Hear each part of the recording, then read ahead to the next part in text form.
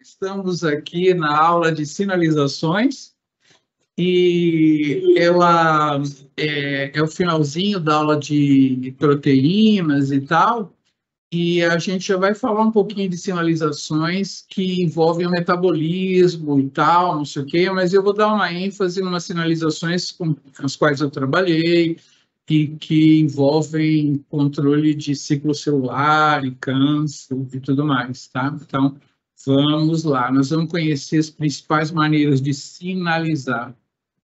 Eu trabalho um pouco com a evolução e, em larga escala, com bioinformática mesmo, a gente acha que é um trabalho que a gente não chegou a concluir, mas fizemos bastante sobre ele, que as sinalizações começam no citoplasma, né?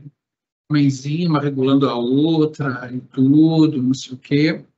De repente, com a evolução, essa sinalização chega até o núcleo, induzindo alguns genes. Ela começa no citoplasma, depois ela regula o núcleo.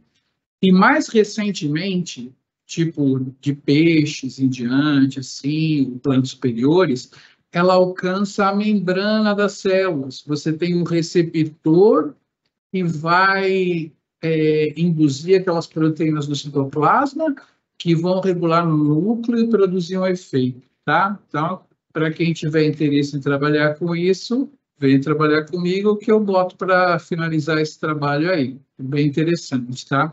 A gente, como é bioinformática, a gente trabalha com as coisas em larga escala. Não faz uma pergunta sobre a ameba. A gente faz uma pergunta logo sobre tudo, né? Então, vamos ver que slide que tem aqui de sinalizações. Esse aqui, ele não é bem de sinalização, mas eu não tinha onde encaixar, aí eu encaixei ele aqui. Quando você produz uma proteína, essa proteína ela precisa ter alguns processamentos, né? E alguns são ligados a sinalizações, como tem muita proteína que não funciona sem estar fosforilada. E tem proteínas que, se você fosforilar, ela não funciona, tá? Então, tem proteínas que você pode acetilar para ela funcionar ou não. Há outras você pode solubilizar, que é um negócio que você adiciona nelas e tal. Mas esse exemplo aqui, vocês estão vendo, é um exemplo da insulina, né? Isso aqui é insulina. A insulina, ela é sintetizada como uma cadeia única, tá? Que está representada lá pela proinsulina. A insulina, ela realiza um folding, né? A gente estudou os aminoácidos com caráter hidrofóbico. Esses caras, eles têm que fugir da água, então eles falam assim, vamos colar todo mundo junto aqui para fugir da água? Aí eles formam o interior da proteína da proinsulina. E a insulina, quando ela está nesse formato aqui, assim, já formando a sua estrutura tridimensional, ela forma pontes de disulfeto, tá? Pontes de disulfeto, elas também são chamadas, eu não falei, ponte de cistina, porque esse aminoácido que tem esse grupo SH aí, vocês estudaram, vocês podem dar uma aula nos melhores momentos sobre a estrutura dos aminoácidos, ele tem SH na cadeia lateral. A cisteína está na cadeia de cima ali, né? Aqui, ó, tem uma outra cisteína na cadeia de baixo e forma uma ponte de sulfeto, que é o nome químico para ela. Você conhece ponte de sulfeto lá na química? Então, é uma ponte entre um SH e um outro SH. Beleza. Aí, quando você tem uma cisteína ligada na outra, isso existe, uma cisteína ligada na outra em solução. Isso é chamado de cistina, duas cisteínas ligadas. Então, tem colegas meus da bioquímica que gostam de chamar isso de ponte de cistina. Eles estão querendo dizer que tem uma cisteína ligada na outra, porque cistinas são as duas ligadas, tá? Mas é mais comum chamar de ponte disulfeto ou bisulfeto, né? Tá? Que é simplesmente uma cisteína ligada na outra. Não sei se agora que eu explico oxidação e redução delas, né? Pode ser. Vocês sabem contar elétrons, né? Quando a Larissa eu não consigo fazer você ver direito aqui, a não ser que eu fique descompartilhando para você ver a câmera. Mas Pessoal, mas eu estou escutando super bem, tá dando para acompanhar. Mas aqui o quadro você consegue ver? Aonde o senhor está, eu consigo. E o quadro? Sim. Aqui? Tá. Estou conseguindo. É o seguinte, você tem uma proteína aqui que tem um S, Tá ótimo. e tem uma outra proteína aqui que tem um S e H. Aqui, no caso, são duas cadeias diferentes, tá? Beleza. Aí, o que eu pretendo é fazer isso aqui, ó. S, S e aqui assim, tá? Eu estou querendo ligar as duas cadeias. Como o conhecimento que vocês têm, isso não é um pauzinho, você não cai nessa aula que eu expliquei que era duas bolinhas? Ó, quantas bolinhas tem aqui, ó, entre os 10? 1, 2, 3, 4. E agora tem 1, 2. Para eu ir daqui para lá, eu tenho que jogar fora elétrons ou adicionar elétrons para ir daqui para lá? Adicionar. 1, 2, 3, 4, porque isso eu tenho 2. Vou ter que tirar. Quantos elétrons eu tenho que tirar para ir para lá? 2 elétrons, né? Para eu ir daqui para lá, eu tenho que oxidar a proteína ou reduzir ela? Reduzir. Reduzir? Tirei 2 elétrons. Ah, não, oxidar. Vocês lembram disso? É oxidar elétron. Eu estou oxidando a proteína para trazer para cá. E se eu fizer uma redução, mais 2 elétrons, eu quebro ou eu abro as pontes de cistina? Eu colocar um agente redutor. Vamos, gente? Eu chutaria De que novo. abre. Hã? Eu chutaria que abre. Se eu colocar um agente redutor, eu vou dar elétrons. Então, eu vou abrir as pontes de sulfeto. Se eu colocar um agente oxidante, o que eu vou fazer? Fechar as pontes, tá? Beleza? Oxidação, redução, abrir, fechar a ponte de sulfeto tem nos livros. O que não tem nos livros são as bolinhas. Que se você contar as bolinhas, está claro ali que são 2 elétrons saindo ou entrando, né? O que vocês estão olhando já com outra ideia na mente, olhando as bolinhas, não os pauzinhos, tá? Beleza. Bom, então, depois que a proteína a insulina, a pró-insulina faz o folding, ela tem uma protease que não vai comer ela toda, vai fazer uma reação de proteólise limitada. Só vai picar ali e extrair o peptídeo C, né? Esse peptídeo verde que está fora aqui embaixo, ele é chamado de peptídeo C. Não, minto. Peptídeo C sumiu. Que cor que é o peptídeo C, meu Deus? É aqui, ó, esse azul, né? Isso aqui é azul escuro, sei lá. Cinza? Cinza. Esse cinza aqui é o peptídeo C. Professor Marcelo Santoro, que a gente homenageou outro dia aí, que faleceu já há 10 anos, ele trabalhou com os efeitos desse peptídeo C. E ele acha que pessoas que tomam insulina por longos e longos tempos têm alguma deficiência. E a deficiência é a falta do peptídeo C. Não só ele, como o próprio Maris Guia, que também foi homenageado lá, acham isso, que o peptídeo C tem uma função, que é esse peptídeo cinza que saiu fora. E aí fica uma cadeia A e uma cadeia B. O professor Maris Guia, ele montou uma empresa que depois ele vendeu para os holandeses, né, para a produção de insulina recombinante. E foi muito difícil você pegar a proteína verde e a proteína azul, os peptídeos pequenos, né, e agrupá-los com a ponte de sulfeto exata, porque a célula ela primeiro faz o fold da proinsulina e ela corta o pedacinho cinza e aí fica o folding perfeito, né? Eu nem sei como é que eles resolveram, porque é patenteado e eu não sei, mas eles resolveram, né? Para você produzir insulina em bactérias, você precisa resolver o problema de posicionar as pontes de sulfeto. Acho que eles devem ter colocado o peptídeo C e tirado, mas a gente não sabe. Então, proteólise limitada vai entrar aqui para nós como uma das sinalizações, tá? A proinsulina não consegue fazer nada. Só quando você retira o peptídeo C que ela fica ativa. Também na coagulação também. Todas as proteínas da coagulação, elas não formam coágulo. Tem uma enzima que faz uma proteólise limitada que faz as proteínas ficarem ativas para coagular. Isso existe em muitas coisas na natureza, esse tipo de sinalização, uma proteólise limitada, tá? Para você criar a forma ativa. Geralmente é porque tem uma dificuldade de você encaixar as proteínas de sulfeto, se você pegar duas e querer encaixar. Elas vão encaixar assim, assim, assim, assim, assim, entendeu? Então, isso aqui fica, então, como um capítulo que já acabou da nossa sinalização. Muito bom. Fosforilação de proteínas, tá? Cuidado, não fica com a ideia de que fosforilação é sempre do bem. Fosforilação é um sinal.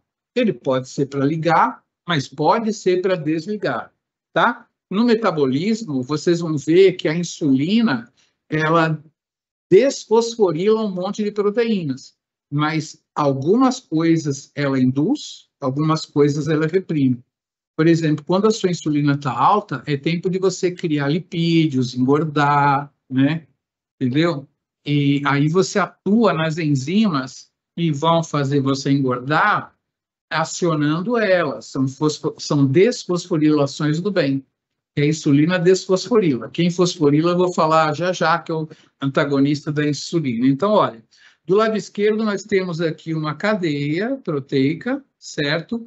Aqui você tem um OH de, basicamente, pode ser 3 tipos de aminoácido que tem esse OH aqui. Quem for fazer uma aula dos melhores momentos sobre as cadeias laterais, pode mostrar os 3 caras que têm OH na cadeia lateral. Não vou querer trocar o slide agora, mas vou falar que tem 3. Serina, treonina e tirosina, tá?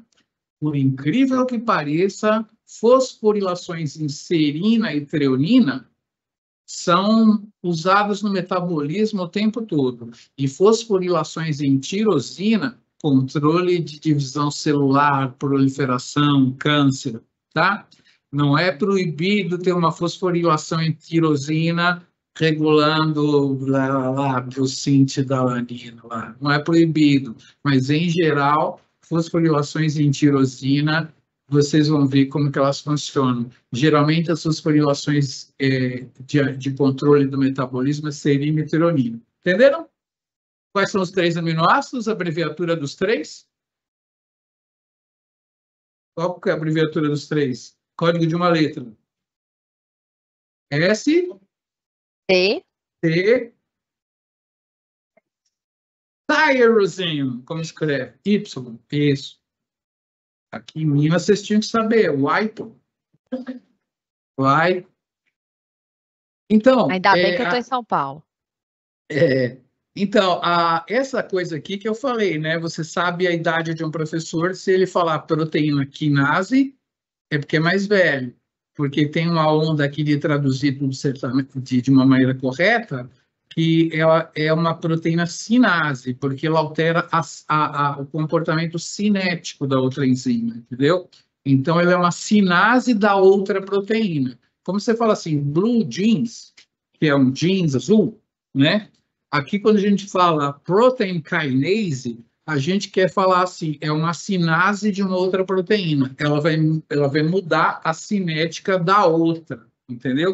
Então, a enzima que está catalisando essa colocação do fosfato do ATP, que tem 3 fosfatos, e colocando o fosfato aqui, é uma sinase de uma proteína-alvo. Ele está se referindo a essa proteína aqui, tá? Ele vai mudar o comportamento cinético. E aí, Larissa, Anitta, Letícia. Larissa é a Anitta. Letícia, essa proteína aqui vai o quê? Vai acelerar o comportamento cinético dela ou vai diminuir? Depende. tá? Ela tá ganhando mais, ela Existe, tá ficando eletronegativa, né? existem fosforilações do bem e do mal, tá? Tanto a fosforilação pode estar acionando essa enzima, quanto desligando ela, tá? Então, assim, o que vai acontecer depende de caso a caso. Então, é isso. Ó, aqui no caso está bem representado. Ó. Ela estava off, a sinase fez ela ficar on. E aí, no caso, ela estava on e a sinase fez ela ficar off. Era isso que eu queria dizer. Diga lá. A sinase não é necessariamente fosforilação, é qualquer modificação. Não, sinase, ela usa fosforilações. As sinases são fosforiladoras de proteína. A fosfatase é o antídoto. Tá. Tá. Existe outro Não, mecanismo sinase é antagonizada pela fosfatase e vice-versa. Certo? Então, vocês aprenderam basicamente o mecanismo de funcionamento das sinases e das fosfatases, tá? Então, assim, a fosforilação pode ser do bem ou pode ser do mal, né? Então, aprenderam já dois tipos, essa aula é um monte de tipo, né? Já aprenderam a proteólise limitada, que funciona na coagulação, na ativação da insulina, aprenderam aqui a fosforilação e tal. E tem umas que eu nem vou ensinar aqui, mas são boas. Esses caras aqui, eles são receptores que têm uma atividade de tirosina quinase. Vocês acham que eles vão regular o metabolismo ou vão regular a proliferação celular? Proliferação celular. Proliferação celular. Eles têm nomes que são conhecidos por quem trabalha com isso, tá? O receptor de EGF, o receptor de IGF, o receptor de PDGF, de FGF, né? Fibroblast Growth Factor, tá? Ele faz os fibroblastos se dividirem. Platelet-Derived Growth Factor, que é o PDGF, é um fator de crescimento derivado de plaqueta. Quando você se corta, a primeira coisa que as plaquetas fazem é cobrir o buraco, fazer um tampão. Aí elas começam a romper e elas liberam o PDGF, que é um fator de crescimento derivado das plaquetas, ou que estava dentro das plaquetas, e eles vão estimular os fibroblastos a se proliferarem e os fibroblastos vão formar cicatriz. Por que você não é uma cicatriz ambulante? Porque as plaquetas não estão rompidas. Quando as plaquetas rompem ali onde você se cortou, elas estimulam os fibroblastos e eles fazem a cicatrização, tá? Como que o PDGF faz para induzir isso? Eu vou contar. É quando a aula vai começar a ficar complicada. Vou mostrar tudo que o PDGF faz. Mas agora estou mostrando para vocês receptores ligados com proliferação celular e o domínio interior tem uma atividade ali, aquela marronzinha, de sinase de proteínas em tirosinas. Tá? Sinase de tirosina. Tirosina também tem OH e esses caras fosforilam elas lá. Agora, me conta uma coisa. Se esse desenho está certo e só tem uma alfa-hélice atravessando a membrana, como que quando o receptor funciona, como que quando o ligante liga no receptor, a sinase vai ligar lá dentro? Problema de proteína. Alfa-hélice. Como que ele liga a atividade de sinase de tirosina interna quando o hormônio liga lá na parte externa? Como que ele faz? Como ele sabe isso? Dá uma ideia aí. Se você fosse um receptor, o que você faria? Para a parte de dentro saber que alguém grudou na parte externa. Hã? Algum mensageiro? Mudava o potencial de ação, potencial para entrar alguma coisa. Geralmente você precisa, para fazer um canal, você precisa fazer assim, né? Várias alfa-hélices assim atravessando a membrana. Uma só, tem jeito não. polaridade. Polaridade do quê? Só tem uma alfa-hélice passando ali. Isso faz o quê? Mas quando ligar nela, vai alterar, não vai? Alterar quem? A polaridade da... Só tem um tubinho passando. Mensageiro? Hã? Tem que ter uma mensagem. Tem que enviar uma mensagem, mas como molecularmente? Não estou fazendo uma pergunta à toa, não. Eu estou contando para vocês uma coisa histórica. Quando se descobriu como é que regulava a proliferação celular e tudo mais, foi com o receptor de EGF que está ali, o primeirinho, tá? Carga, não sei. A resposta foi dada teoricamente antes de saber na prática, tá? Foi dada, teoricamente. Vocês não chegaram nela ainda, não. Mas só tem um jeito. Hã? Quando o receptor é ocupado, quando o EGF chega, dois receptores dimerizam. E, na verdade, um domínio marrom fosforila a tirosina do outro e o outro fosforila a tirosina do um. Como eu vivi esse tempo, eu acompanhei os papers, dei seminários sobre isso, né? Mas juro para vocês, a resposta teórica foi dada antes. Não tem outro jeito deles sinalizar. Eles têm que dimerizar.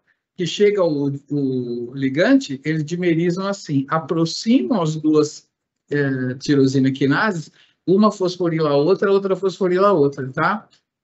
É o mecanismo básico para todas as sinalizações de proliferação celular. Dimerização desses caras, tá? Todos eles dimerizam. É assim que eles passam o sinal lá para dentro, tá? Eu vou dar esse exemplo de verdade no PDGF aqui, já. Mas eu queria registrar isso, que é histórico, né? As pessoas bolaram, e aí depois o que os caras fizeram? Fizeram duas proteínas onde o domínio intracelular, um era grande e outro era menorzinho. Aí eles conseguiam ver, esse cara fosforilando daquele, esse cara fosforilando daquele, foi assim, lindo. Esse trabalho foi lindo para mostrar, mas assim, juro para vocês que primeiro foi bolado teoricamente. E eu vou chegar lá de por que bolaram teoricamente, vocês vão saber da história que não está escrito nos livros, mas eu acompanhei porque o meu professor acompanhou, tá? Beleza. Os dois domínios marrons são tirosina quinases, eles fosforilam as tirosinas do outro. E o que vai acontecer depois eu vou mostrar. Quer um spoiler? Quando você fosforila serina e treonina, você muda a conformação. Quando você fosforila tirosina, tem proteínas que conseguem encaixar na outra se tiver fosforilar. Então, eu fosforilo a tirosina aqui, a proteína de encaixe vem no receptor e ela começa a transmitir sinal, fica um monte de gente pendurado. Então, assim, como que tudo começa? Quando eles se aproximam, esse fosforila esse fosforila esse, um monte de proteína, tchum, tchum, tchum, tchum, tchum, e aí você tem a resposta. Eu vou mostrar de PDGF para vocês entenderem. As outras vocês vão trabalhar, estudar sozinho, se você tiver no seu trabalho resposta a VEGF, né? Vascularização, vai estudar o VEGF, as especificidades. É isso. Então, a gente tem aqui o receptor de PDGF, tá vendo ele dimerizando ali, ó, do lado esquerdo aqui, ó, o PDGF. São duas cadeias, dimeriza o cara, e assim que a parte de dentro sabe que tem PDGF do lado de fora. Ah, que solução linda, não é? Aí, na verdade, a fosforilação de tirosinas é cruzada, tá? Esse fosforila esse fosforila esse. E aí você passa o sinal, tá? Isso aqui é o FGF, o receptor de FGF sendo dimerizado com a ação desse cara aqui, que é um proteoglicano, tá? Então, assim, não é o FGF que dimeriza os caras. Ele gruda no proteoglicano, o proteoglicano dimeriza, entendeu? Biologia é assim. Você tem um mecanismo geral e as várias exceções. Se a física tem leis, a química tem uma lei com suas exceções, a biologia tem as exceções, de vez em quando alguma lei. Entendeu? É assim. Qualquer coisa que dá para fazer, nós faz em biologia. Então, aqui, ó, o mesmo conceito para o FGF de dimerizar, só que ele não dimeriza. o próprio FGF, mas ele, né, pseudodimeriza ligando no proteoglicano. Muito bom, muito bem. Agora é o seguinte, quem está com fome aí? Não? Ninguém? Eu comi uma barrinha de 15 gramas de proteína hoje, na hora do almoço, que eu dei aula até meio-dia. Fui mostrar o supercomputador lá para os meninos. Voltei e aí comi uma barrinha. Tá bom, já 15 gramas de proteína é metade do que eu como um dia de proteína, né? Já na hora que eu for para academia, depois daqui eu como mais um, já tá bom. Meus 30 gramas de proteína. Quando você está com fome, bactéria, quando está com fome, ela cria esse composto aqui. Esse composto, ele não tem função nenhuma no metabolismo, ele só é um sinalizador. Esse cara é o famoso AMP cíclico, tá? Eu acho que eu vou dar aula inicial de DNA para vocês, onde eu vou mostrar para vocês como que o DNA polimeriza, tá? Isso daqui é uma base nitrogenada. Quem sabe que base que é essa daqui? Vocês podiam usar um pouco da esperteza, ao invés de usar a química mesmo. E eu vou ensinar vocês a reconhecer ela. A gente vai pôr um timer e eu vou ensinar vocês a reconhecer todas as bases em menos de 10 minutos, tá bom? Vou tentar bater o meu recorde, porque a turma é pequena, em 5 minutos vou tentar fazer vocês olharem para isso e saber que é uma adenina, tá? Tranquilo. Tá na cara que é uma adenina, né? Lisbele, você sabia que era uma adenina? Deixa eu ver, Lisbele agora para variar. Não é Larissa? Letícia. Eu li a adenilciclase ali, prof, eu colei. Hã? Você Eu acha li- que é... Eu pensei, a adenilciclase deve ser adenina. É adenina, porque isso aí é um ATP. Aqui está a adenina. Vocês sabem que o A do ATP se chama adenosina? Tá? O A tá aqui, esse verde. Quando o A está ligado nesse açúcar aqui, tá vendo? Isso aqui é um açúcar, parece uma glicose, mas é a ribose, tá? A adenina ligada na ribose é a adenosina, beleza? Eu vou ensinar isso para vocês. E tem 3 fosfatos aqui. Esse é chamado de alfa, porque é o que está mais próximo da estrutura. Esse aqui é o beta, e esse é chamado de adelaide. Então, alfa, beta e adelaide, os 3 fosfatos. Quando você vai polimerizar o DNA, 2 fosfatos vão sair, né? E o fosfato alfa vai ligar no 3'OH do cara lá para trás, vai formar o polímero. Imagina 2 caras, né? Esse fosfato ligado nesse aqui, do outro, vai polimerizando. Eu vou ensinar a polimerização para vocês. Depois a Glória assume e ensina o resto tudo. Então, aqui a gente tem esse pirofosfato saindo, que é o nome dado para um fosfato ligado no outro, tá? E, geralmente, no DNA, é para esse fosfato aqui, no caso do RNA aqui, né? Ligar esse fosfato aqui no 3'H do outro, mas ele pode acontecer, no sítio ativo dessa enzima aqui, de ele ligar no 3' do próprio cara, entendeu? Sabe o cachorro mordendo o próprio rabo? Foi o que aconteceu aqui. Entendeu? É o cachorro mordendo o próprio rabo. O certo seria um cachorro mordendo o rabo do outro, e formaria um policachorro, né? Fazendo uma comparação com o DNA. Então, esse cara aqui é o adenosina monofosfato cíclico, tá? Isso aqui seria uma adenosina trifosfato. Se eu tirar 2, é adenosina monofosfato. E esse aqui é o MP cíclico, tá? Apresento-lhes o MP cíclico. Pronto. E o MP cíclico, ele é formado pela adenilatociclase, tá? A adenilatociclase... não, desculpa. O MP cíclico, ele é formado pela adenilatociclase, que eu já vou falar. Tem uma enzima que forma ele. E quando o MP cíclico ele está alto, agora já vou mudar um pouquinho. Eu estou falando do MP cíclico como um sinalizador. Beleza. Agora eu quero falar o que ele faz. O que o MP cíclico faz? Tá? O MP cíclico, ele pega uma proteína sinase chamada de Protein Kinase A. É uma sinase de proteínas, né, regulada por AMP cíclico.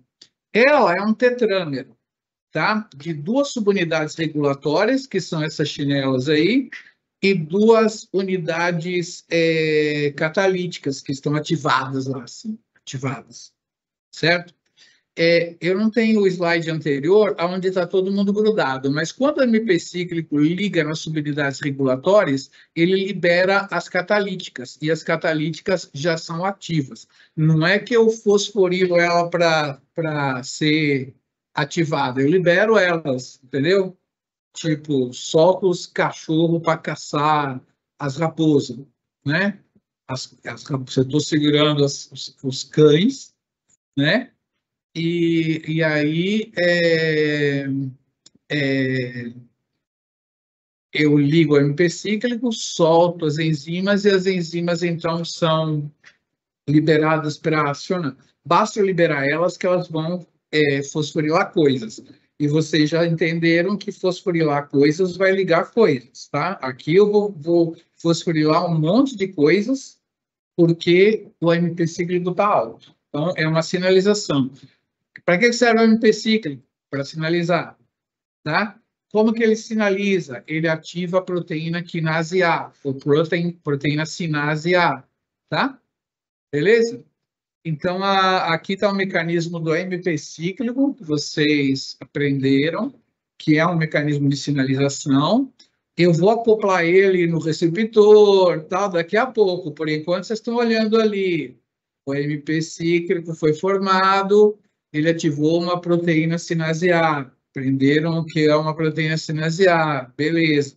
Acho que o próximo slide vai falar da proteína quinase C, protein kinase C. Deixa eu ver. Não, calmodulina, cálcio quinase. Muito bem. Aprendeu AMP cíclico? Você, tu. Sim, eu fiquei muda aqui, sim. Não, é a moça que está comendo. Toma chiclete. É chiclete mesmo. Achei que ela foi lá, falei de barra de cereal, ela foi lá, comprou a barra de cereal na cantina e voltou correndo. Beleza, eu vou falar então da cálcio calmodulina dependent protein kinases, tá? Cálcio calmodulina quinases.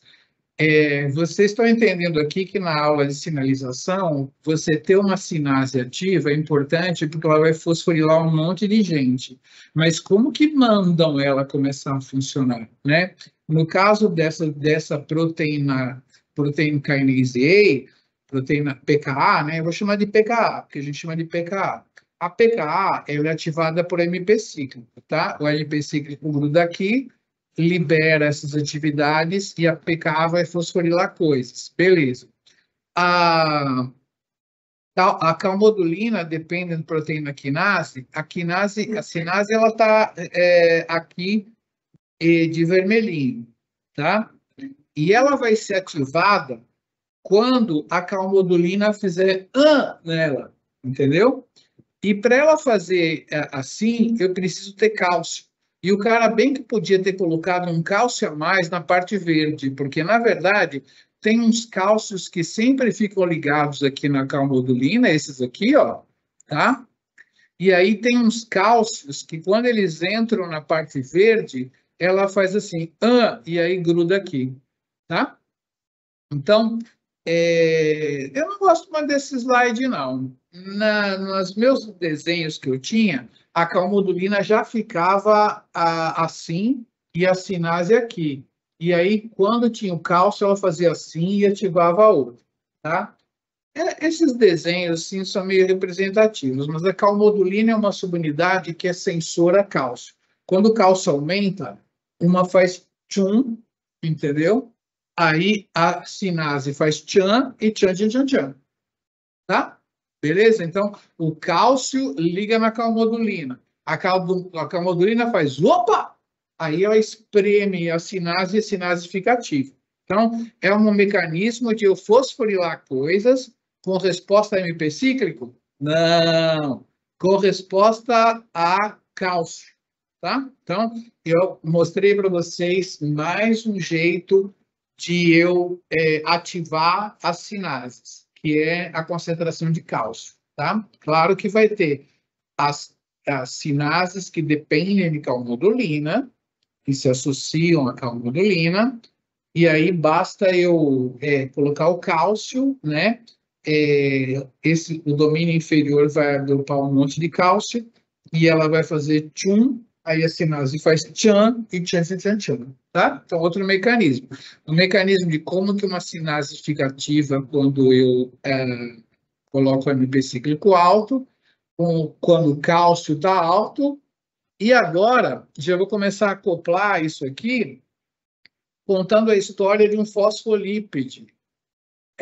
A Larissa lembra de quando Letícia, tem que achar outro nome com ele agora, a Luciana, lembra de quando eu escrevi aqui o IP2, que dava IP3 e aparecia um P a mais, né? Então, a fosfatidil inositol difosfato é um lipídio de membrana, né? Que não é esse aqui no caso, né?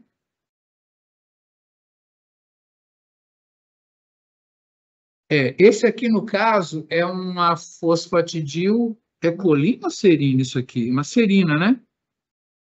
Colina, né? Ah, sai daí, cara. Como é que faz para tirar o cara dali mesmo? Putz. Ah, eu queria tirar esse cara. Esse cara, se eu colar aqui, eu sei que eu sabia o jeito. Você Eu não tô clicava... vendo ele não, professor. Você não, mas ele está na frente aqui, enchendo o saco. Quando eu dou o pin aqui, ele fica preso, tá vendo? Quando eu faço assim e não. Parece que eu tenho que sair daqui com o mouse, enganar ele. Eu não sei. Ah, tem um cara aqui, então. Dane-se. Ih, agora meu mouse travou aqui.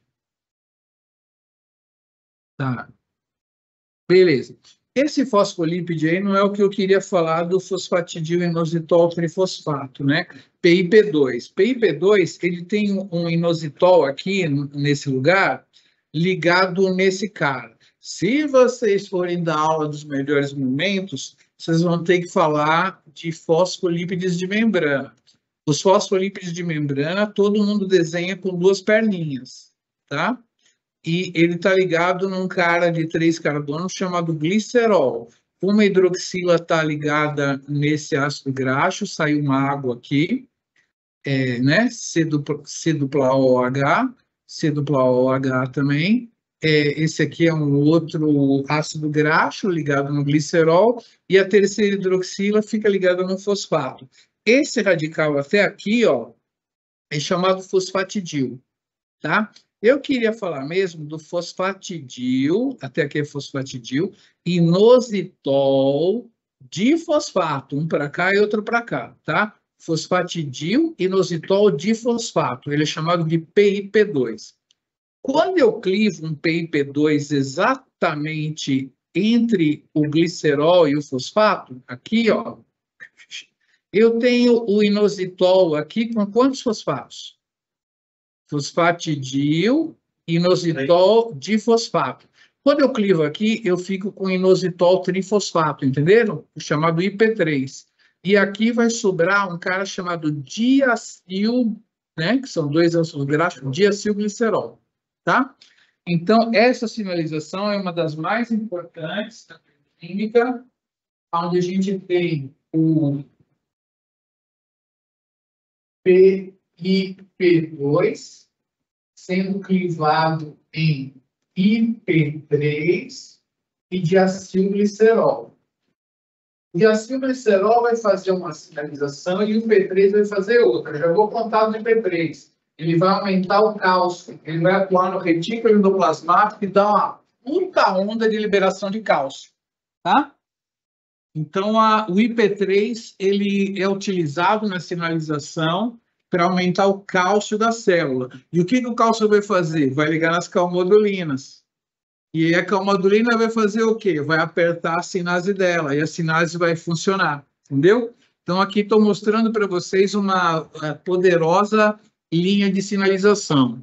Então, o IP3 vai atuar no cálcio do slide anterior, tá? Quando eu clivar o PIP2 em IP3 e diacilglicerol. Beleza.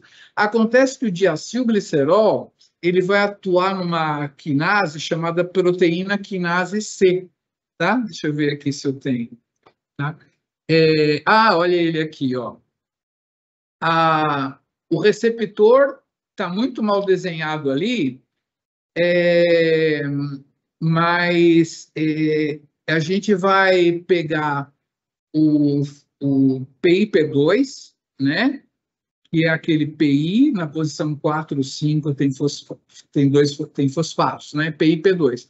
Fosfatidil-inositol trifosfato é aquele cara aqui, que está meio mal desenhado, olha o tamanho das cadeias lá transmembrana. Aí tem o inositol com 2 fosfatos, mas ele poderia estar matando, poderia estar roubando, poderia ter mostrado aqui o outro fosfato, porque quando ele cliva, ele gera o IP3 aqui e o diacilglicerol. O IP3 vai fazer a liberação de cálcio do retículo endoplasmático, e aí vai liberar o cálcio, que vai atuar na calmodulina e vai ativar um monte de sinapses. Aí você fala, Miguel, você está dando um monte de detalhe? Não, todo mundo da biologia, da bioinformática que trabalha com isso sabe disso aí tudo, tá? Essa história aí é arroz com feijão. É igual saber onde é que fica a Pampulha, onde é que está o zoológico. Essa coisa é muito, muito famosa, tá? Não é detalhe, não. Estou inventando detalhe, não. Isso aqui é famoso para dentro. Vocês já conheciam? Não? Ninguém? Mais ou menos? Não? Não. Só ela aqui. Mas é super famoso, tá? Não é detalhe, não. E aí, o diacilglicerol, ele vai ativar uma proteína chamada proteína quinase C, que eu não vou dar detalhes de como é que era a ativação, porque é meio doidinho, mas o diacilglicerol vai ativar uma outra proteína quinase C. Então, vocês aprenderam a proteína quinase A, proteína quinase C e as quinases dependentes de calmodulina e cálcio, né? Então, vocês viram aí 3 grandes sinalizações que vão fosforilar muitas coisas, cada uma vai fosforilar coisas específicas, né? Existe um sítio, quando você tem uma proteína que responde a MP cíclico, né? Ela não liga a MP cíclico, ela tem uma região dela que pode ser fosforilada pela pKa, entenderam? Você tem outra proteína que responde a diacilglicerol ali, ativação do receptor. Ela vai ter um sítio nela que pode ser fosforilado pela proteína quinase C. Eu vivi essa época, né? Então eu vi uns caras lá que fizeram um fator de transcrição. É um fator de transcrição importantíssimo para câncer e proliferação celular, chamado de FOS. Para provar que o cara estava respondendo à proteína quinase C, sabe o que eles fizeram? Pegaram o FOS, pegaram só aquele sítiozinho onde é fosforilado pela proteína quinase C, e é muito fácil trocar alguns aminoácidos para ele passar a responder à proteína quinase A. Botaram na célula, ativaram a PKC, nada. Aumentaram o MP cíclico, pá, ele mudou de caminho, mudou de cruzeirense para atleticano, entendeu? Olha só, em vez de ele ser responsivo a PKC, ele passou a ser responsivo a PKA. Experimento lindo, elegante. Esse trabalho é bom para dar de seminário. Eu podia pegar uns seminários desses para vocês fazerem no final, uns clássicos, que ninguém nem conhece. Como que o cara trocou a sensibilidade de PKC para PKA. É maravilhoso. Ninguém mais lê esse paper aí, entendeu? E nem está nos livros. Então, assim, só quem faz aula com o professor tiozão que sabe que essas coisas aconteceram. Bom, eu falei do PIP2 dando IP3 mais diacilglicerol, que o diacilglicerol ativa PKC e que o IP3 aumenta o cálcio e vai atuar na liberação do cálcio e na ativação dessas quinase dependente de calmodulina. Calmodulina é esse cara verde e azul aí, né? Ele recebe o cálcio, é o sensor de cálcio, e a quinase vai estar acoplada. Bom, já foi quase todas as sinalizações, né? O que é isso aqui? As MAP quinases. Beleza. Então, vocês entenderam isso que eu falo, né? Se eu falo que essa proteína é uma proteína quinase A, ela vai responder MP cíclico, mas ela vai fosforilar outras coisas, mudando a cinética das outras coisas, né? É uma sinase. Se ela é uma sinase, ela quer modificar a outra, tá? E se essa sinase, que vai modificar as outras, for ativada por uma sinase? Como que eu chamo outra sinase? Ela é ativada por uma sinase. Como que eu chamo outra sinase?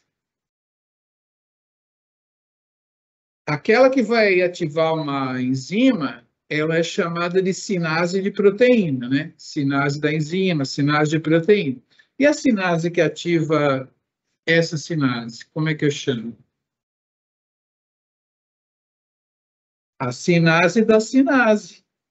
E se tiver uma terceira que ativa a segunda para ativar a sinase, como é que eu vou chamar? A sinase da sinase da sinase. Exatamente, exatamente. Essa verdinha que está lá no fim aqui, ó, essa daqui, não é essa aqui não. As mapsinases aqui, às vezes eu tenho, então, uma sinase e às vezes ela é chamada de K. E a outra é chamada de KK e a outra é chamada de KKK. E a quinase da quinase da quinase. Outra é a quinase da quinase e a outra é a quinase. Isso é muito comum em proliferação celular, as três. Os livros não falam, mas elas são sempre ancoradas por uma proteína de ancoramento, tá? Tem uma gruda na de ancoramento aqui, a outra aqui e a outra aqui. Quando essa recebe o sinal, essa fosforila essa fosforila essa, e essa sai do complexo e vai para o núcleo fazer coisas, tá? Fosforilar coisas no núcleo. A sinase, geralmente, ela vai para o núcleo.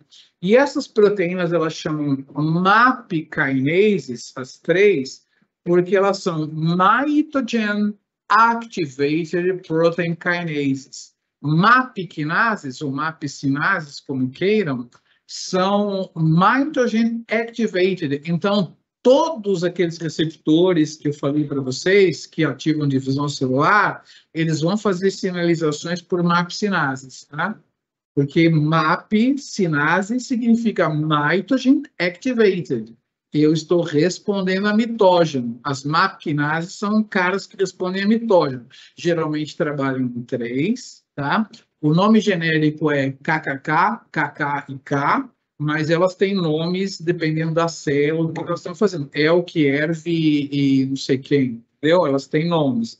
Geralmente elas trabalham em trios, né? E elas são chamadas de MAP sinases de nome genérico. Cada uma dessas três tem nome, mas se você quiser, você pode chamar de KKK, KK e K, né? A quinase da quinase e a quinase da quinase da quinase, tá? É um nome genérico e tal. Oi? O senhor disse que elas respondem ao?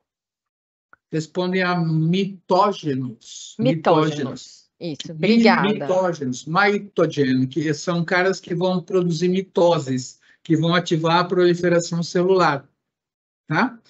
As MAP kinases constantemente estão associadas à passagem da resposta desses receptores de fatores de crescimento e tal, entendeu? Esses caras vão ativar as vias de MAP kinases lá no citoplasma, entendeu? Mitogen activated protein kinase. Mitógeno, proliferação. Mitoses, entendeu? E uma maneira de isso. E uma maneira de ativar essas MAP kinases é uma via de ativação iniciada por uma proteína G, tá? Existem proteínas G em bactérias também que são triméricas, mas nós na proliferação celular, em muitos fenômenos, a gente se dá em contato com uma proteína G monomérica, como essa daqui. Essa proteína G, ela recebe um ATP, um GTP, desculpa, um GTP que dá aqui, ó, tá?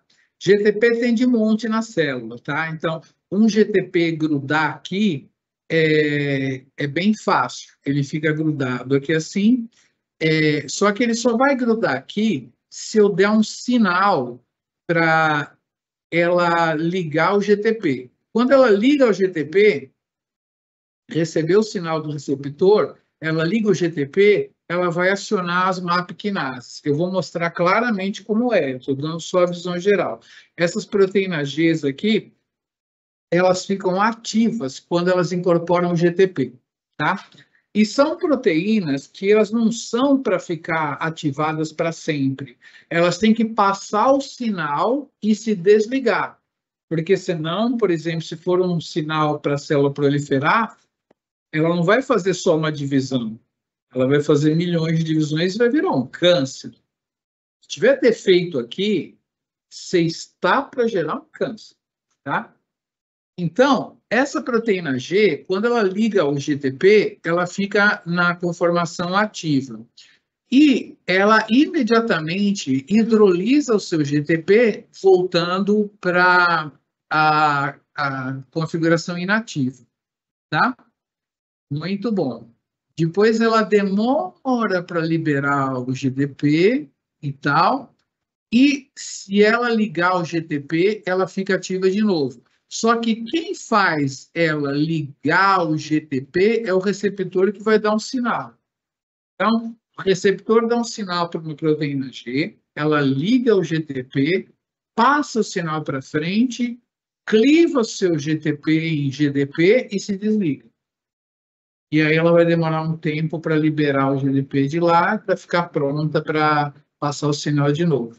Então, a gente está com um telefone sem fio aqui, né? Você fala assim, avisa lá a Flávia que eu vou na balada. Aí você avisa a Flávia, e aí Flávia, tudo bem? Entendeu?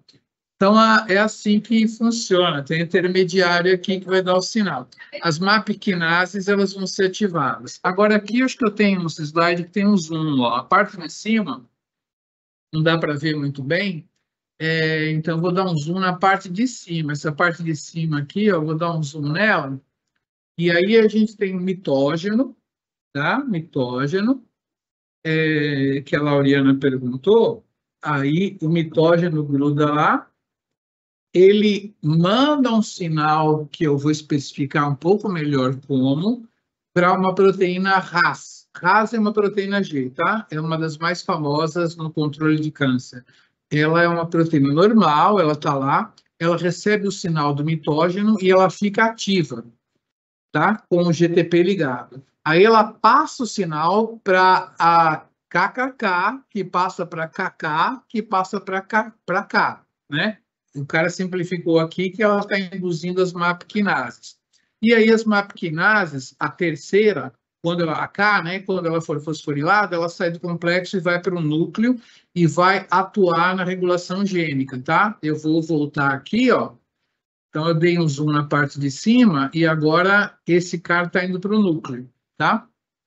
Então, na hora que esse cara vai para o núcleo, ele vai atuar né, na fosforilação de uns caras, aqui não está explicitado ainda, mas ele vai fosforilar uns caras que vão ativar o promotor do gene MYC. Aí o promotor do gene MYC vai produzir a proteína MYC, que vai ativar esses genes aqui e vai ativar a divisão celular. Olha lá, então o MYC ele vai atuar como um fator regulatório que vai atuar a ciclina D, vai ativar a ciclina D.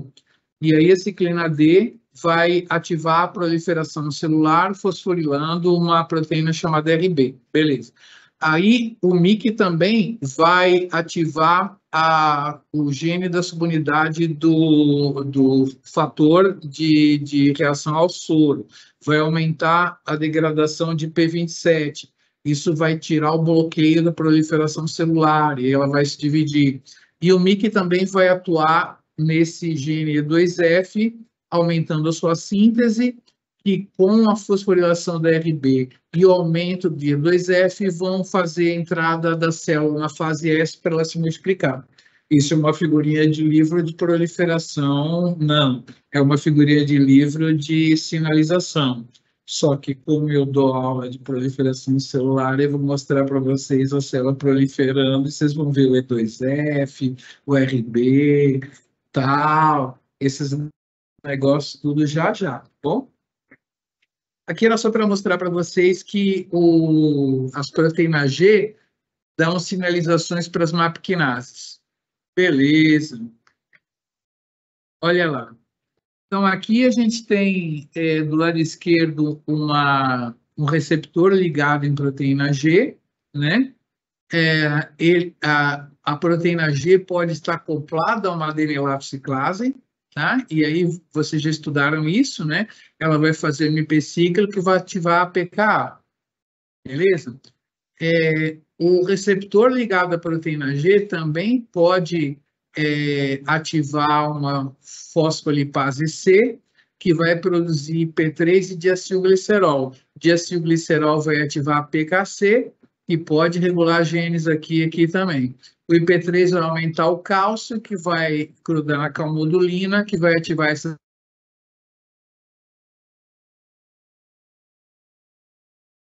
Ou então, o receptor ele pode ter uma proteína aqui que chama o RAS para funcionar.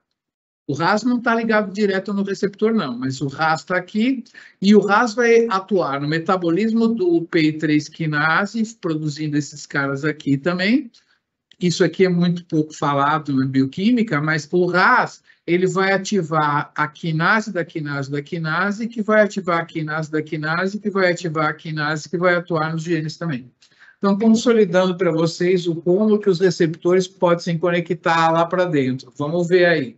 Pelo MP cíclico via PKA, né? Pelo cálcio via quinase independente de calmodulina. Pela PKC, porque eu produzi o diacilglicerol ali, né? E pelo RAS, que ativou a quinase da quinase da quinase, que ativou a quinase da quinase, que ativou. Então, são sinalizações para o núcleo dadas por essas sinalizações aí.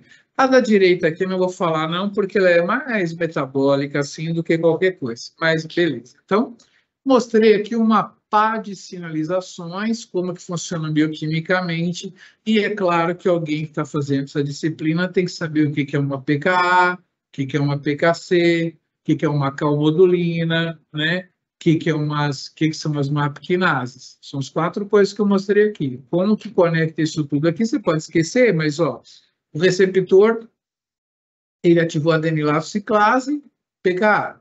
O receptor ativou a PKC, o IP3 cálcio calmodulina. E o diacilglicerol, a PKC. Beleza. E aqui, nesse caso, eu sinalizei, eu vou mostrar isso com mais detalhe, eu sinalizei o RAS, e o RAS ativou. O RAS é aquele cara que liga o GTP e sinaliza para as MAP-quinases, né? Beleza. Chega de sinalização, hein, meu? 15 e 20? Vai dar tempo. Não, esse daqui já é biologia molecular da célula. Quando a gente inventou essa disciplina, a gente falou assim, não vamos dar o curso de bioquímica inteiro, de biomol inteiro. Vamos seguir os highlights que tem no biologia molecular da célula. Então, assim, basicamente, eu comecei pelo Anita, porque eu tinha que dar a parte química, tal, não sei o quê, mas eu passei no Strayer, assim, en passant, para ver as purificações de proteínas, mas eu estou seguindo um pouco o biologia molecular da célula, porque ele não quer dar um super curso de bioquímica e biomoldes. Ele quer só fazer isso que eu estou fazendo. Então, foi isso que a gente bolou para essa disciplina. Aí a gente falou, vamos seguir ele, um professor para cada etapa. Aí os professores sumiram, fiquei só eu. Ainda bem que agora eu dou umas aulas aí. Era para ela estar dando aula à noite na disciplina que eu dou, mas ela tem que cuidar da casa, tal, não sei o que, de noite. Eu falei, vamos trocar? Você termina esse curso aqui e eu dou as aulas de noite? Então, rolou uma troca, aí vocês vão ter a própria professora que vai dar depois. Estão pretendendo fazer o curso dela depois? Estudos de genômica, transcriptômica e proteômica, mesmo que vocês não forem da bioinformática, aquele é brabo e precisa desse, entendeu? É isso daí. Agora eu vou falar para vocês de uma dupla sertaneja aqui, tá? Que são essas sinases marronzinhas aqui. Elas até precisam de uma fosforilaçãozinha, mas esquece esses caras amarelos aqui. Pensa que elas vão fosforilar outros caras, mas elas dependem do verde. O que está escrito lá no verde? Está vendo aí de casa? E Letícia? Ciclina está presente? É uma ciclina. O que significa ciclina? É cíclico. Algo a ver com ciclo. Galera, quando se começou a estudar câncer, já se sabia que tinha umas proteínas que apareciam no início do ciclo celular, aparecia outra e sumia, aí aparecia outra, e lá na hora da mitose aparecia outra. Só se sabia isso. E elas eram as ciclinas. Logo depois, foi se descobrindo tudo, e se viu que elas são muito importantes para ativarem sinases dependentes dela, sinases dependentes de ciclinas. Vocês viram a sinase dependente de calmodulina? É a mesma coisa. Só que são sinases que não dependem de cálcio, porém, elas dependem de um negócio chamado ciclina. Então, são proteínas que aparecem para controlar o ciclo celular. Parece uma, some, parece outra, some. Todo mundo sabia que tinha umas tais de ciclinas. O que elas faziam, ninguém sabia, não. Nada. Ninguém. E aí, depois se viu que existem as sinases dependentes de ciclinas. Logo, é o mesmo sistema da calmodulina. Quando aparece a primeira ciclina, ela liga numa sinase dependente dela, e aí fosforila um monte de coisas e a célula começa a proliferar. Vai até um lugar. Aí aparece uma outra ciclina. Vai ter a quinase que vai fazer o efeito dela. As duas vão fosforilar outras coisas. E a célula vai avançando no ciclo celular. Aí vem uma outra, que vai grudar na sinase dela, né? Uma kinase, cycling dependent kinase, é uma quinase dependente de ciclina. Essa marrom é uma kinase dependente de ciclina. Ela só vai funcionar quando a ciclina estiver presente. Logo, eu vou ter uma série de fosforilações regulando a proliferação das células sincronizadas por um relógio, que são as ciclinas. As ciclinas vão ir ativando essas sinases e as suas fosforilações. E é isso que regula o ciclo celular. Eu vou contar para vocês tudo sobre isso. Eu estou meio que invertendo a ordem, porque será que não é essa hora que eu conto a descoberta da ciclina e CDK? Não, não acredito. É depois disso, né? O que esse slide está fazendo aqui? Ah, esse slide tinha que estar depois desse. Guarda, Ana Maria Braga. Guarda o conceito de ciclina e CDK. CDK, vou vender a abreviatura. CDK é uma quinase dependente de ciclina. Cyclin Dependent Kinase, CDK. CDK é uma marrom. É uma quinase. CDK é uma quinase, uma sinase, tá? CDK. Isso aqui é uma CDK. E ela só funciona quando tem a ciclina. A ciclina está lá e ela liga na CDK. Beleza?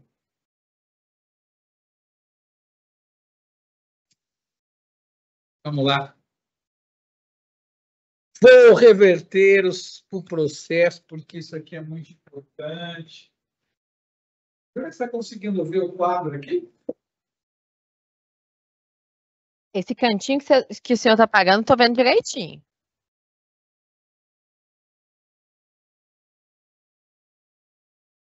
Seguinte, eu trabalho no Instituto Rocha de Biologia Molecular. Um belo dia, chegou um pós-doc lá, fazendo entrevista de emprego. Ele acabou não trabalhando lá, mas ele fez entrevista no laboratório que eu estava.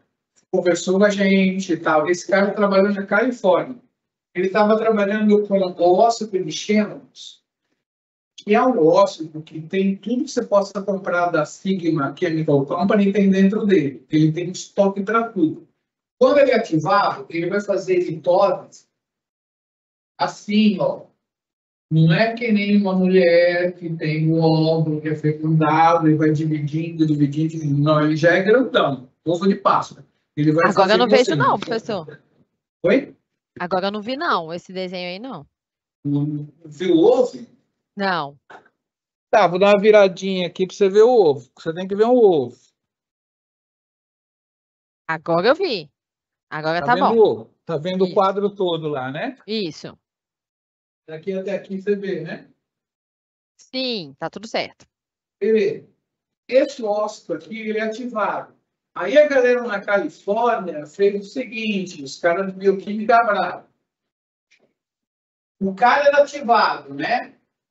Ele era ativado e ele fazia as mitoses aqui. Ele não estava ativado. Beleza. Simples. A galera pegou uma agulha, injetou aqui, entendeu? Extraiu o suquinho, foi para a câmara fria, purificou as proteínas e foi injetando nesse cara aqui. Não é que eles acharam, né? Fizeram purificação igual lá vocês tiveram. Não é que quando eles injetaram aqui, você tinha indução de mitose? Eles acharam o MPF, Mitogen Promoting Factor, tá? Mitoses, Mitosis Promoting Factor, o MPF. Eles acharam umas proteínas aqui que ativavam a mitose, trabalhando com RANs, xenopsoma RAM, beleza? Isolaram o MPF. Quando eles isolaram o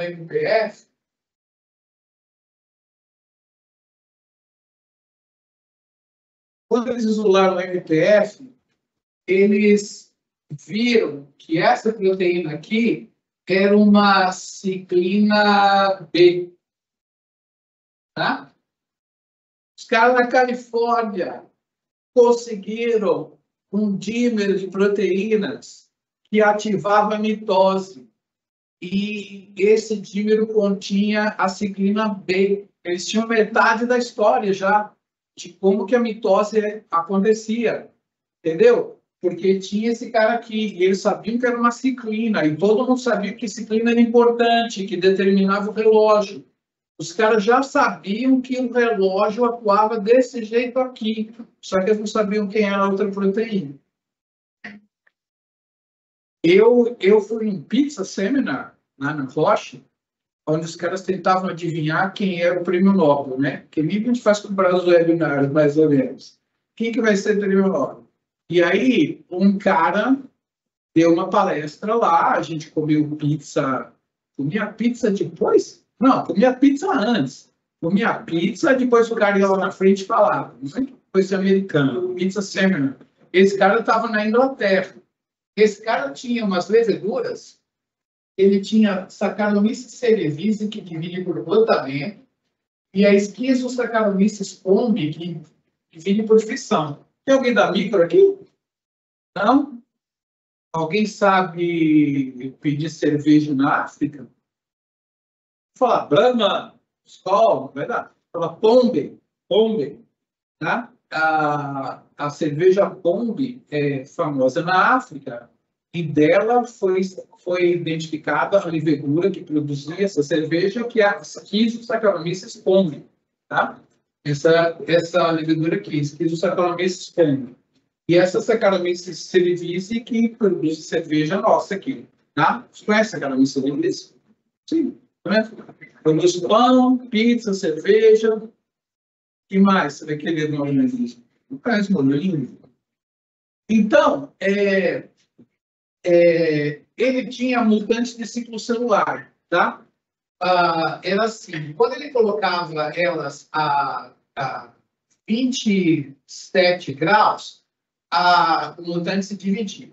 A temperatura ideal de uma levedura é 30, mas esses mutantes eles proliferavam bem a 27. Se você colocasse eles a 33, não se dividia mais, tá? Então ele tinha esses mutantes para poder brincar.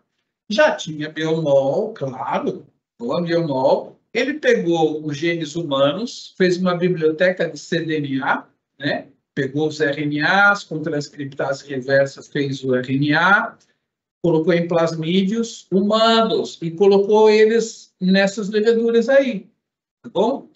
Cai um plasmídio com um gene por levedura, mas ele colocou em muitas, milhões, sei lá, 1 milhão de leveduras, beleza? 0,1 milhão, tá? Só nós conseguimos essa taxa de transformação aqui no laboratório. Então, ele botou esses DNAs humanos dentro das leveduras. E aí, ele colocou as leveduras a 33 graus Celsius. Tá? E ele tinha uns mutantes, que era o CDC2 e o CDC28. Isso aqui é nome de mutante, o CDC2 e o CDC28. E ele colocou genes humanos ali, e quando ele acabou chegando num gene humano, que se ele colocasse um gene humano dentro da CDC2 ou dentro da CDC28 e colocasse a 33 graus, as duas se dividiam como o gene humano, né? Beleza? Ele conseguiu descobrir um gene que corrigia o defeito de mitose das duas leveduras.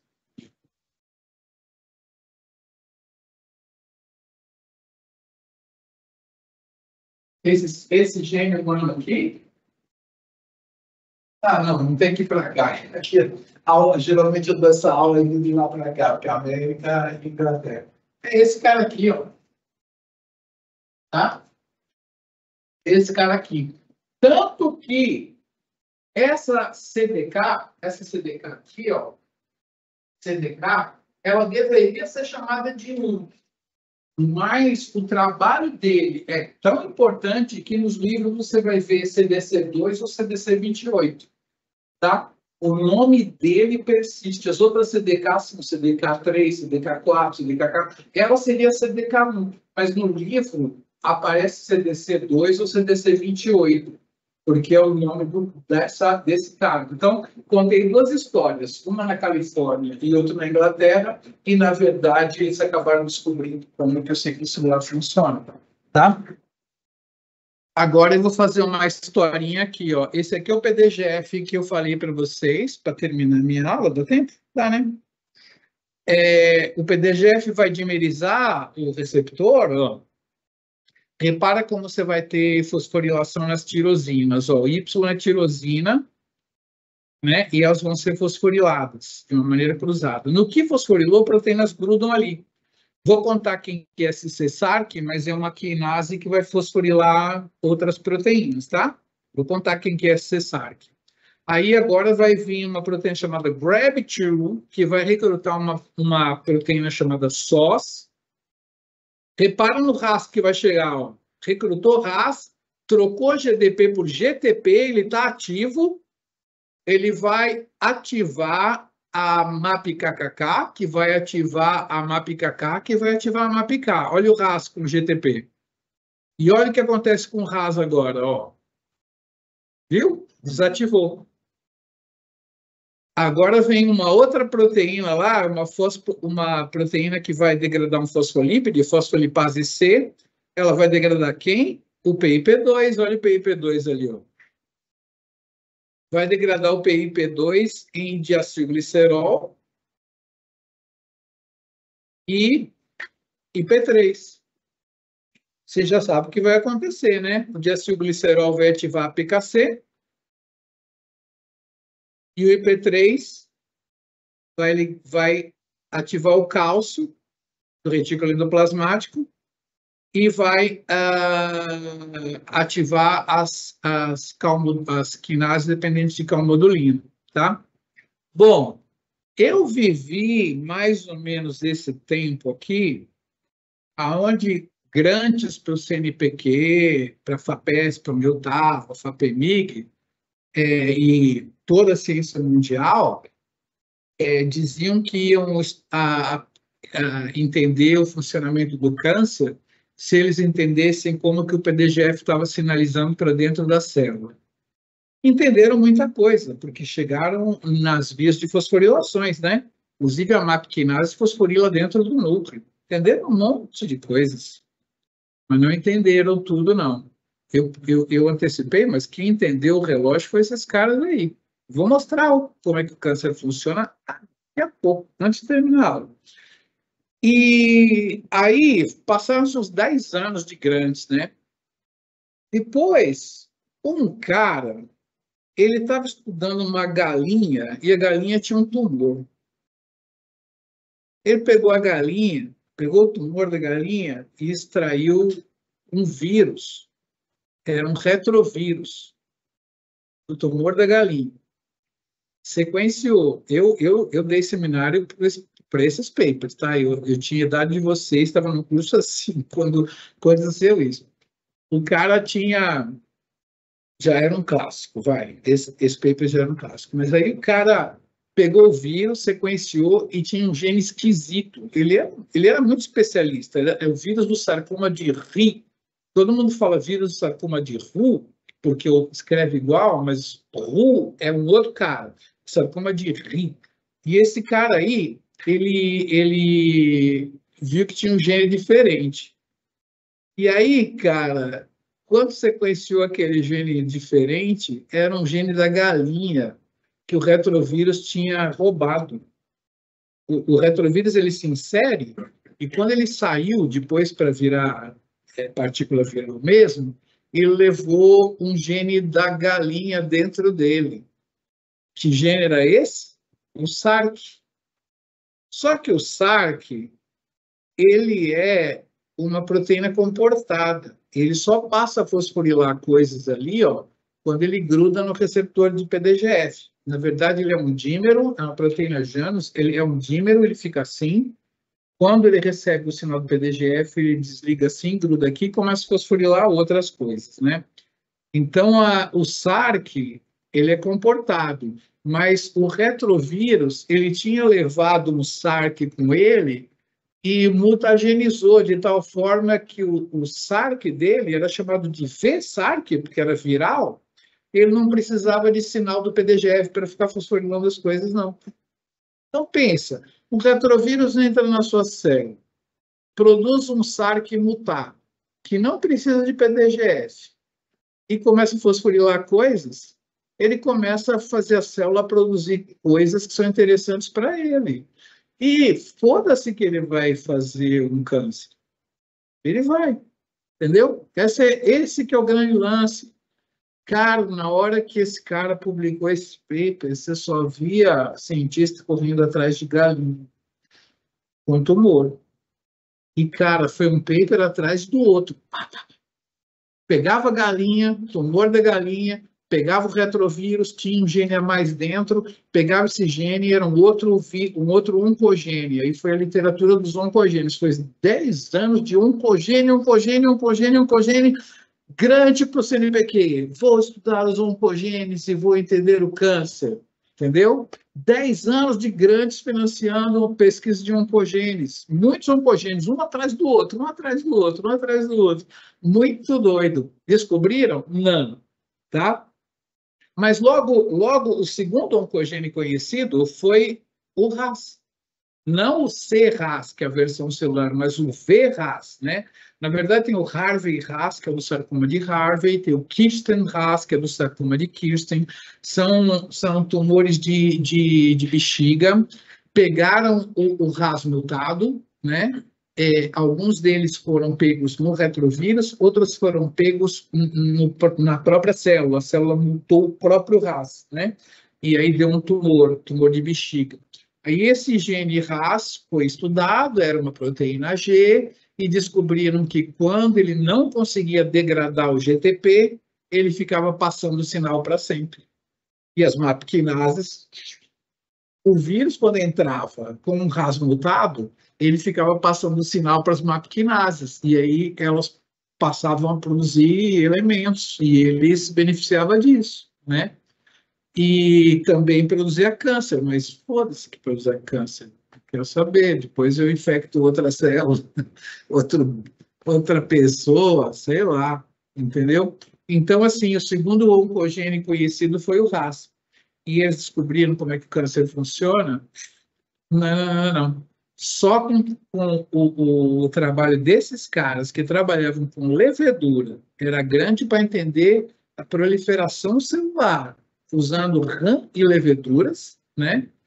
E a gente acabou descobrindo como é que funciona. Então, ó, geralmente as CDKs, que são essas sinases aí, elas são constitutivas, com exceção da 4, tá? CDK1 é aquela lá, tá? CDC2 e CDC28, ela tá lá na célula já, tá ali, ela tá lá. Beleza? Então, na hora que começa o ciclo celular, eu já contei, chegou o PDGF na membrana. Ah, mas ó, essas proteínas aí, o E2F e o Dimerization Partner, sabe o que é um paetê? Maiô de paetês?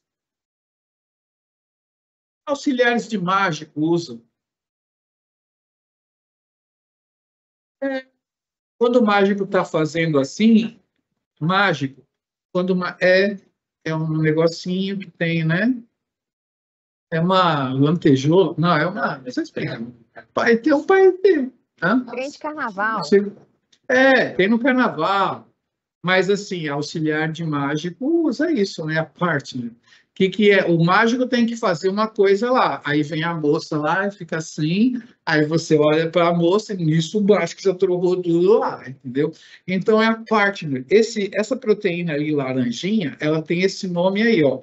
Dimerization partner. Ou seja, ela só serve para ajudar, entendeu? Porque quem faz a coisa aí é esse fator de transcrição chamado E2F, mas ele precisa da dimerization partner para poder grudar ali. O E2F, ele é um cara importantíssimo, só que na hora que a célula... Aqui estão os genes que ele induz, tá? Que ele regula. O gene da ciclina E, que vai ser a ciclina que vai catalisar a transição de geno a TS, tá? A ciclina A, que vai ser a que vai fazer a fase S acontecer, beleza? Tá? Só que na hora que acontece a mitose, é coisa de minutos, na hora que acontece a mitose, essa proteína aqui, ó, proteína do retinoblastoma, ela é desfosforilada. Demora um minuto. A célula se dividiu, demora um minuto, ela é desfosforilada, e olha o que ela faz. Ela bloqueia o E2F. A Glória vai falar que ela vai recrutar uma desacetilase de estonas, uma metilase de estonas e uma heterocromatin protein 1, isso é coisa da Glória ensinar, e vai reprimir os genes regulados por E2F, tá? Acabou a mitose, esses genes reprimidos. Como que reprime, vocês vão estudar que tinha Glória lá, tá? Nem sei se é nessa disciplina ou se é na outra que ela vai falar de tudo isso aqui, tá? Talvez seja nessa. Se vocês tiverem sorte, vai ser nessa que ela vai contar essas histórias aqui. Bom, muito bem. Agora eu vou acoplar todos aqueles anos de estudo de PDGF. Início do ciclo celular. O platelet-derived growth factor saiu das plaquetas, atuou no fibroblasto. E aí, ele vai produzir a CDK4 e a ciclina D. É a única CDK que precisa ser produzida, né? Aí esses caras vão fazer o quê? Vão fazer o quê? Em resposta ao PDGF. Aqueles caras que estudaram não tinham chegado nisso, não. Por causa desses dois aqui, né, da Califórnia, de Londres aqui, ó. Olha o que esse cara vai fazer. Fosforilou RB. E aí RB solta, tá? Esse passo é crucial. eu fosforilei RB, os genes induzidos por E2F vão ser ativados. Ó. Eles passam de reprimido para ativado. O domínio ativador está liberado. Olha lá, ó. Eles vão ser ativados. E aí, a ciclina E vai aparecer, né? Não vai? Se ele pode ser ativado, ciclina E vai hiperfosforilar a proteína do retinoblastoma para definir que vai andar mesmo o ciclo celular, tá? E aí é produzida a ciclina A, que com a CDK2 mesmo, ela vai induzir a divisão da célula, vai induzir a fase S, tá? A ciclina E e a ciclina A trabalham com a CDC2, CDK2, beleza. Bom, aí a fase S acontece e aí vai aparecer a nossa linda ciclina B, que eu já falei ali, né? Que foi a primeira a ser caracterizada, e ela vai atuar com um monte de fosforilações com a CDK1, que na verdade é a CDC2 ou CDC28, e aí vai dar a divisão celular. Certo? Estou mostrando para vocês como que a célula regula o ciclo celular. Vocês estão vendo aí que a proteína do retinoblastoma tem um poder de controle positivo ou negativo da divisão celular? A proteína do retinoblastoma. Qual o papel dela aí? Regulador negativo ou positivo?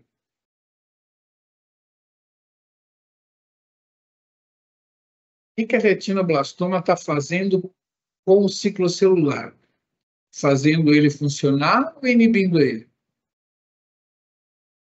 Volta tudo.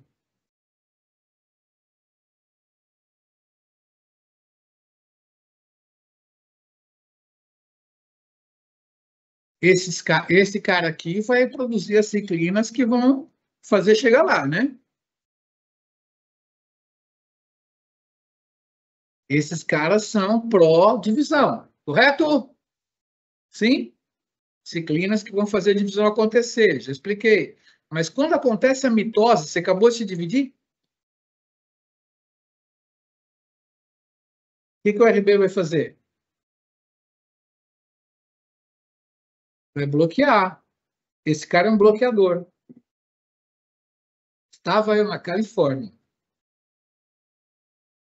Estava eu na Califórnia, não. Eu estava no Colorado, Denver, estação de esqui. Fui esquiar, fui para a sessão de pôster, apresentar meu pôster lá, passando, tinha um senhorzinho, tinha minha idade, né? Um tiozinho tinha minha idade lá, da comunidade, vestido meio Denver, Colorado lá, apresentando um trabalho.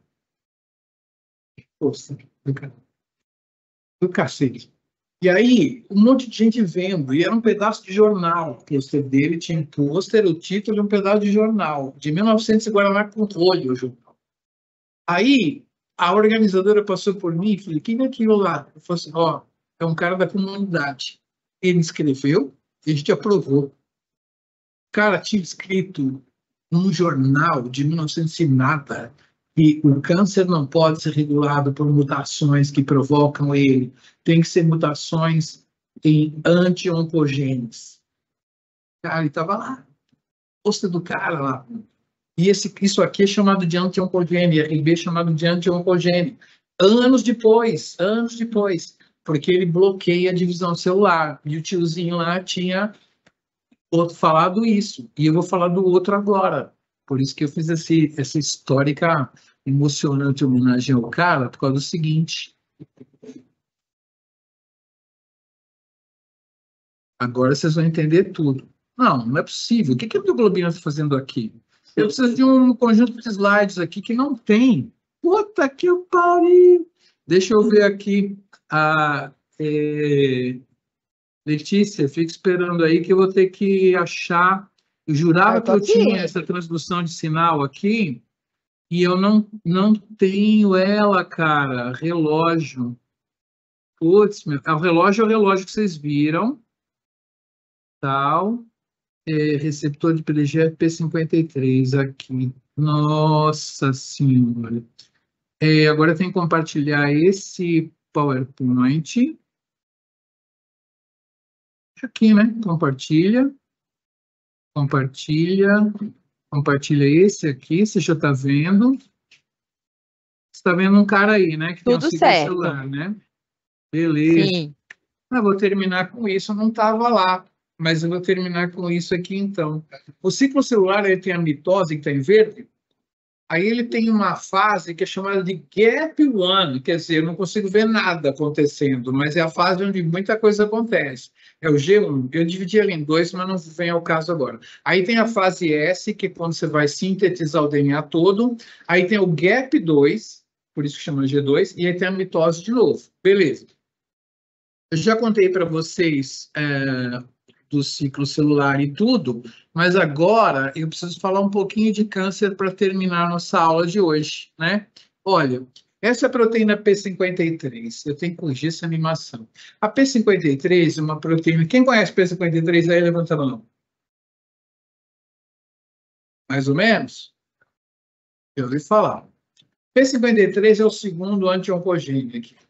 E por que é segundo anti-oncogênio? Vou mostrar. Tem o RB também. Beleza. Se você for transformada não por um vírus de galinha, mas um vírus que dá tumor em você, ele entra, produz uma proteína que captura RB e a P53 para fazer tumor em você. Captura essas duas. O papilomavírus, ele produz duas proteínas. Uma captura o RB e outra captura o P53.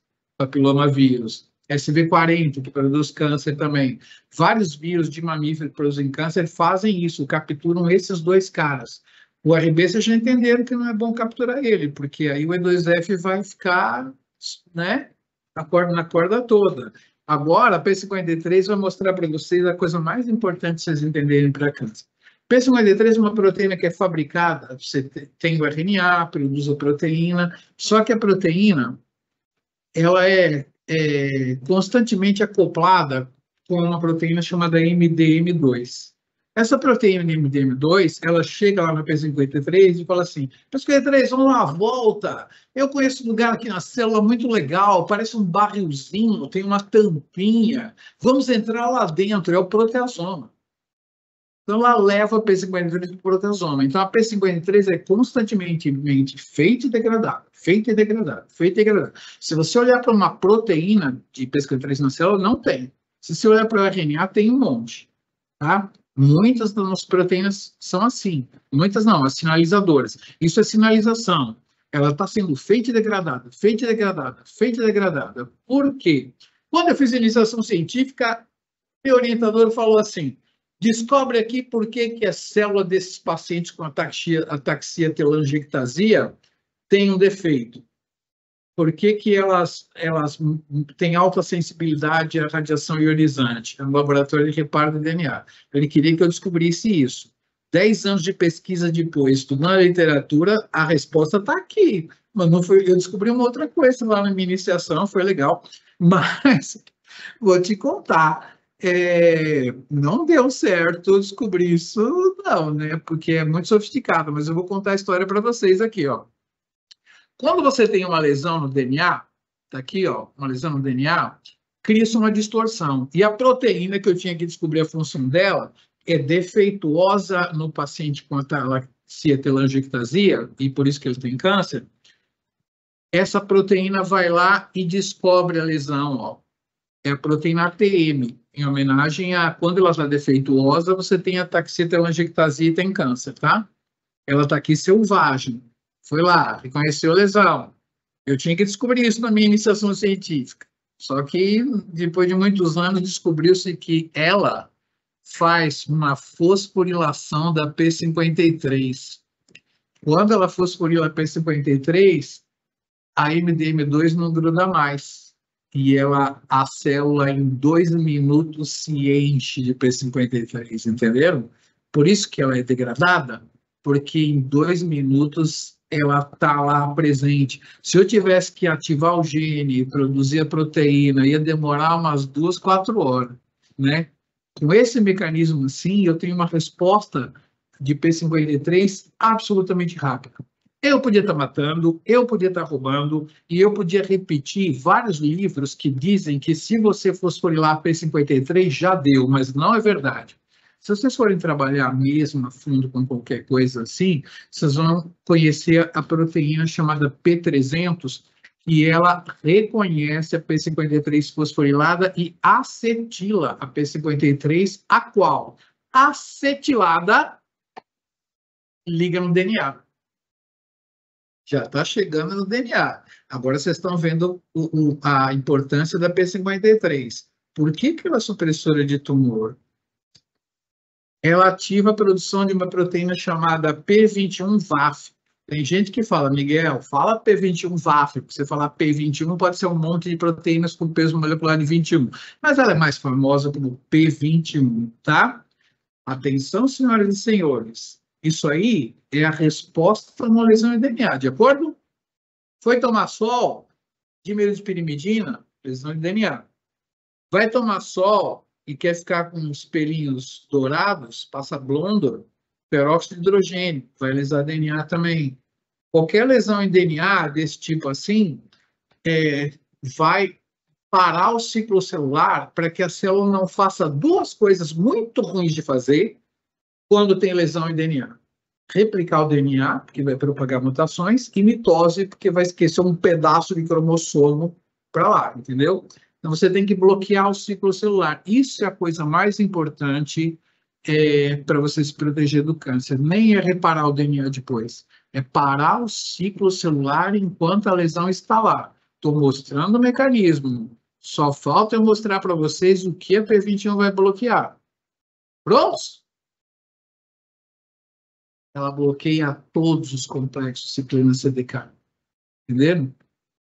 A P53, o tiozão, estava correto. A P53 é um anti-oncogênio. Na hora que tem a lesão, não importa a mutação, importa que se afetar o supressor de tumor, você está ferrado, porque você vai fazer replicação de DNA, você vai fazer mitoses, e você vai chegar em rearranjos genômicos que vão desregular sua célula, que vai levar para o câncer. Toda célula tumoral, pode olhar os cromossomos dela, tudo ferrado, entendeu? Por causa de que ela se mete a replicar, se mete a fazer mitose com a lesão. Quem que protege, normalmente? A P53. O que o tiozão falou? Se você afetar a P53, está ferrado, porque o que você tem que afetar mesmo são os supressores de tumor, como, por exemplo, olhe todos os 500 papers do Congresso, que você vai ver os 300 com RB ou P53 aqui, meus amiguinhos, entendeu? Supressão de tumor. Então, vocês aprenderam aqui sinalizações, né? Teve aqui acetilação, que eu não tinha mencionado, fosforilação e tal, não sei o quê. Teve, inclusive, esse mecanismo de ficar degradando uma proteína para, quando você quer ela, você para de degradar por uma simples fosforilação e você enche a célula de P53, né? E contei para vocês como que o ciclo celular funciona, como que você normalmente para ele e como que um papilomavírus, ao entrar na sua célula e capturar P53 e RB, está ferrado. Entendeu? Porque você não consegue mais bloquear o ciclo em caso de alguma turbulência de regulação, você não consegue mais bloquear nada. Qualquer acidente, você entrou no caminho da instabilidade genômica e lá vai seu câncer, né? Algumas dessas células vão morrer, vão se estrupiar, mas é claro, né? Seleção genética mesmo, uma delas vai acabar criando o seu tumor, né? Então, esses dois caras são muito importantes, o RB e a P53, e foi bom que vocês conheceram, porque são proteínas famosérrimas e pouca gente ensina o que elas fazem, tá? Então, eu acho